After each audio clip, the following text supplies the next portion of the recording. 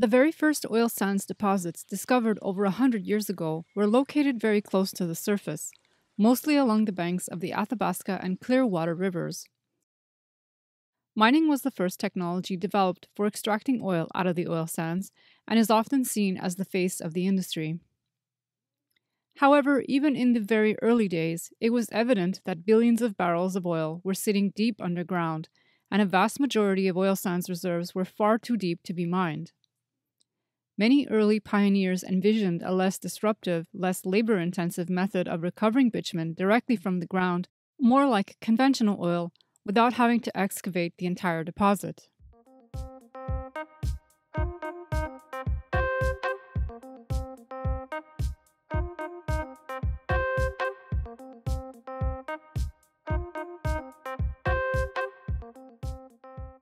The Barber Asphalt and Paving Company from Pittsburgh is believed to have conducted the very first in-situ trials in 1910. A borehole was drilled into the oil sands reservoir. Steam was then injected into the ground in an attempt to recover liquefied bitumen from the same hole. The plan failed, and the company eventually left town.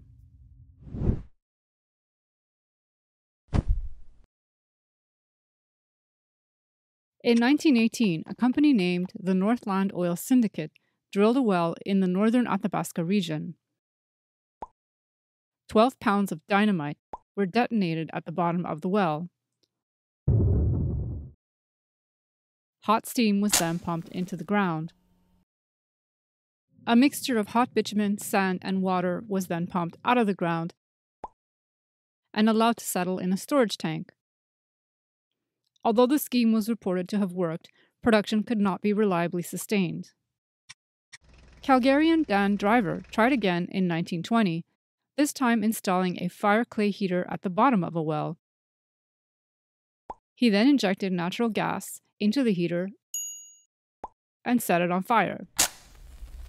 The plan was to vaporize the bitumen, allowing the vapors to flow to the surface so they could be condensed.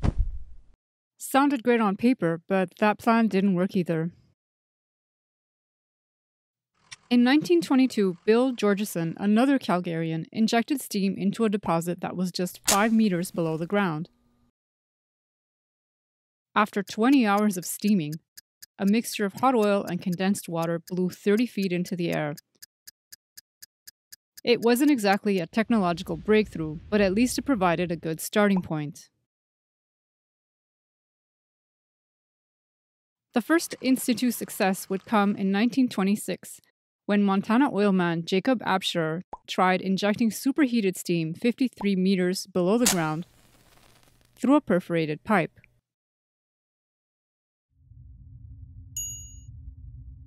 A narrower pipe located inside the steam pipe collected the hot pressurized bitumen, allowing the oil to flow to the surface.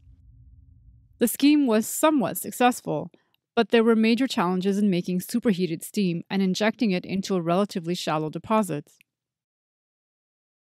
To get around the steam problem, Absher would later try injecting burning kerosene deep underground in an attempt to mobilize the bitumen. The intense heat from the fire vaporized the bitumen and melted all the pipes.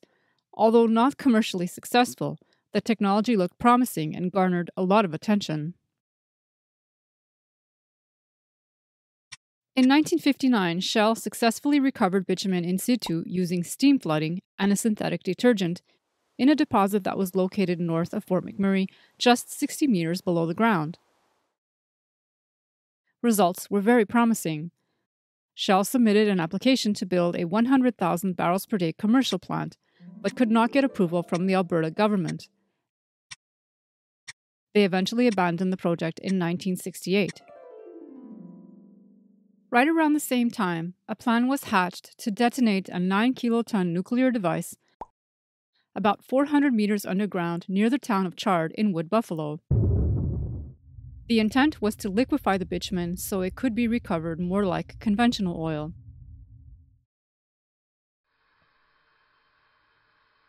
The plan was supported by Alberta Premier Ernest Manning and even the federal government, until an international moratorium on nuclear testing was signed in 1963, effectively cancelling the project. In 1968, a subsidiary of Standard Oil piloted a fire-flooding process, which involved first fracturing the deposit, injecting oxygen and a catalyst deep underground, setting the catalyst on fire, while simultaneously injecting water to make steam. Although the pilot was declared a success, plans for a commercial plant never materialized.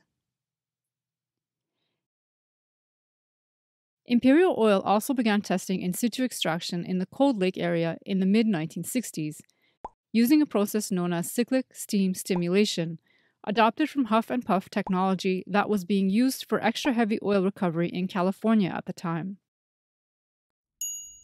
Steam was injected into an outer well for several weeks, then shut in and allowed to soak for a few days,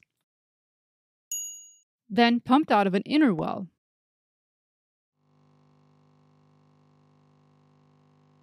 Once oil production began to drop off, the cycle was repeated.